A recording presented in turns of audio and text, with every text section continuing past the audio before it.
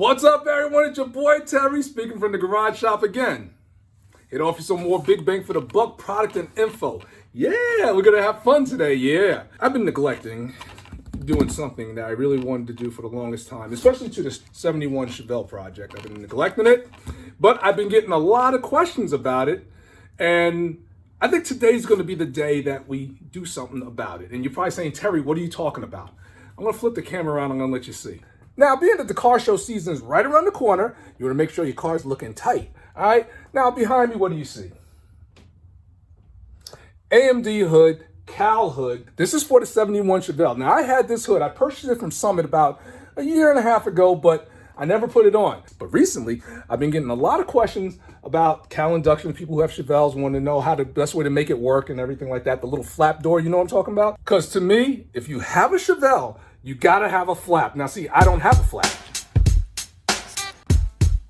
That's a dome. That's a dome hood, man. Now there's nothing wrong with a dome hood, but a flap hood is a lot cooler. If you're sitting up there at car show and you're hitting the gas, round, round, round, the flap door just opening, round, round, round, round, round. And the people say, ah. So to me, if you have a 70, 71, 72 Chevelle, Malibu, station wagon, El Camino, in that family, the car just looks sweet with a flapping door just going up and down.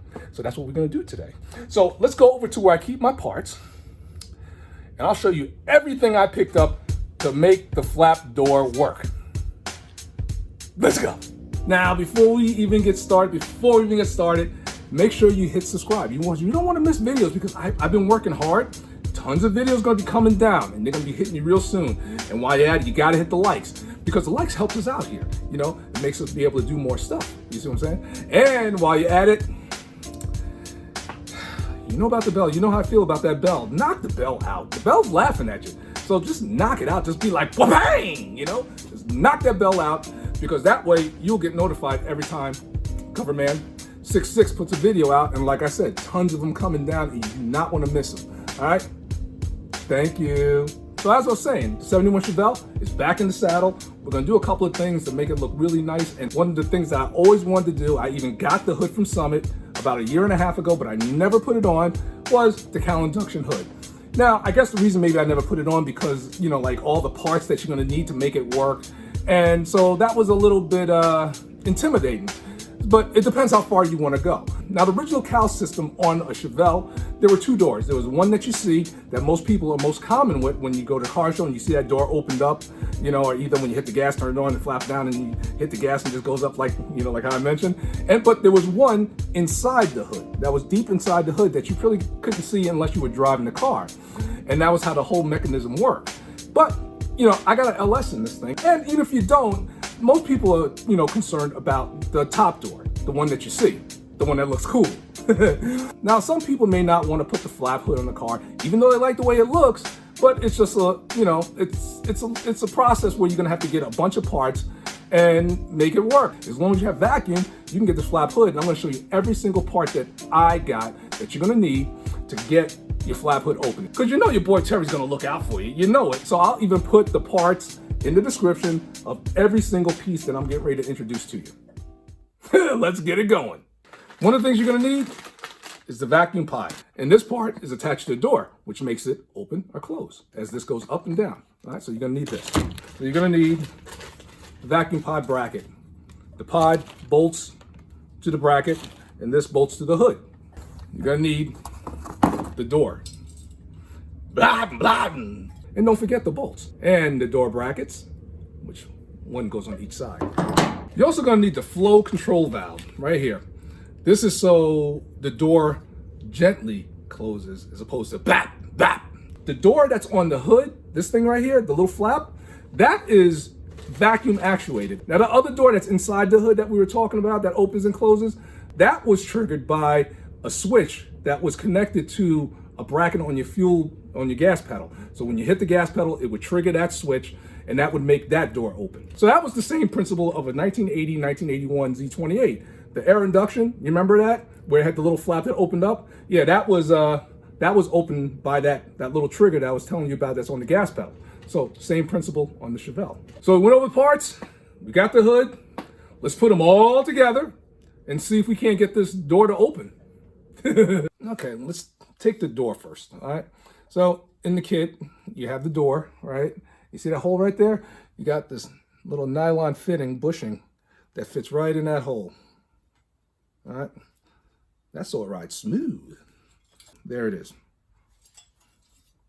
That's it. You got one on each side. So now you're gonna grab your bracket like this, and you're gonna wanna put it in. It's probably another Chevelle. Grab your bracket, and you got a bolt, which goes through here like this, you see? Like so, and attaches to the bracket. And once both sides are in, it's gonna be like this. So this attaches to the hood. And see, that's when it goes blum, blum, blum, blum, blum. You see what's going on?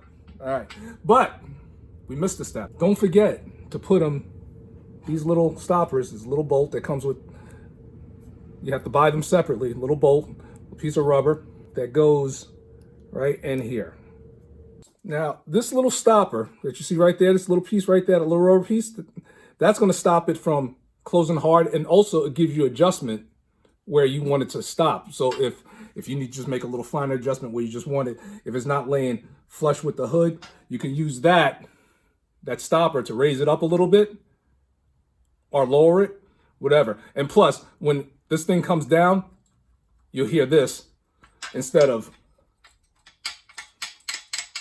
We got one more thing to put in before we put this on the hood. The hood. This is the bolt that will grab the vacuum pod, just like that. I'll give you the dimensions in the description of all this. So it's time to bolt this to the hood. Now, let's get the vacuum pod bolted to the bracket. And you can see only one way. See where it says front? It's the front of the car, I guess. And you're done. Let's get to installing. Now, to do this is so much easier when you don't have the hood on the car, but it can be done with the hood on the car, just be much of a pain. But remember these? They bolt to these 4 holes right here. And you're gonna start seeing it take shape as I start putting it together.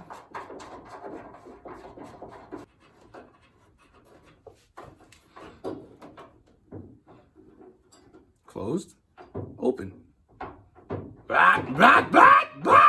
We got the vacuum pod bracket that we got to put in like this. Now, these bolts are the same as these 4 bolts. So again, in the description, they will be.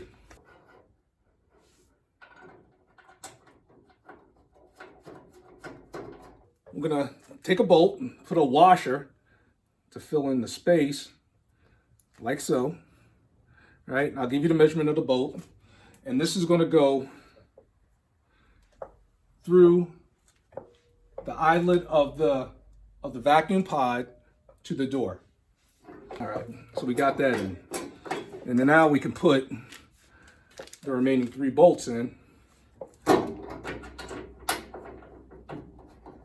Then we should be able to put some vacuum to it, see if it opens and closes.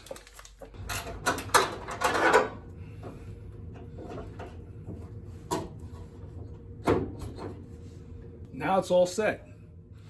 So this is how it is. Check it out. Wow, wow. One problem. We close it. You see how it's not flush right here? It's a little bit higher in the front. So it's not sitting perfect with the hood. We can fix that because they make shim kit that you put. Open up those 2 bolts, put it in there. It will lower the door, and you have all kinds of adjustability. All right, here we go. After putting the shims in, as you can see them right there, sits nice and flush. Look at that. So now that we have it all hooked up, the door working lovely, we just got to find a source of vacuum right here to work the door. I think I got that covered. Now with the LSA, there's several sources where you can get vacuum, but we tested a couple of them, and the one that worked the best for me was when we teed in vacuum source from the actuator. But you kind of don't want to do that because that actuator kind of controls boost. So what I did was I looked at the source where it's coming from, and I drilled and tapped the top because the vacuum is coming from the top that worked the actuator. So that's why I drilled and tapped those two ports. See them right there? So I can get vacuum not only for the door flap, but for the boost gauge and not disturb the vacuum from the actuator. So now before we start, we got to install the flow control valve here.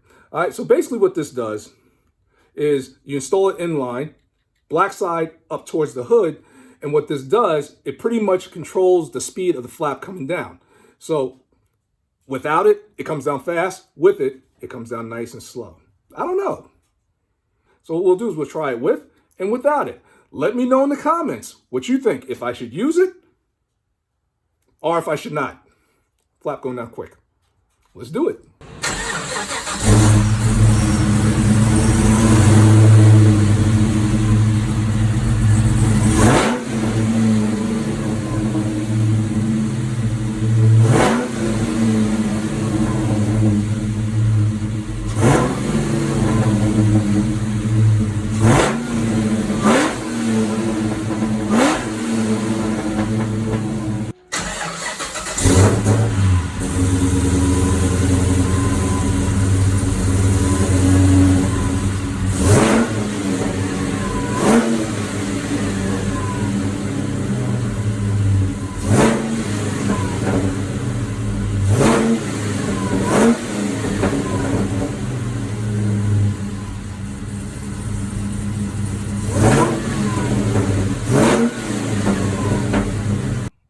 There you have it. Columbo mystery solved. Now you know why I put the extra ports, the extra vacuum ports, in the side of my LSA top. So now I got dedicated vacuum sources for my gauge, for my flap, and more importantly, my actuator and my boost reference. Yeah.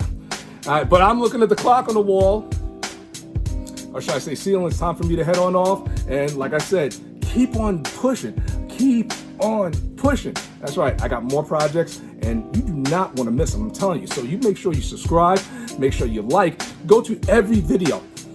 Do it now. Go to every one of a Coverman 66 video and just hit likes. Just keep on hitting likes. Just hit likes, hit like. Leave a comment and definitely let me know if I should use that valve to make the flap go down slow or if I should take the valve away and make the flap go down quick. Let me know. All right. And again, I can't thank you guys enough because like I always say, and I'll say it until I'm blue in the face, there is no me without you. And we couldn't be doing this if it wasn't for you. So I'm going to thank you guys again. But as always, please, much love to you guys. Always be easy. Yeah. And I'll catch you guys real soon. Take care.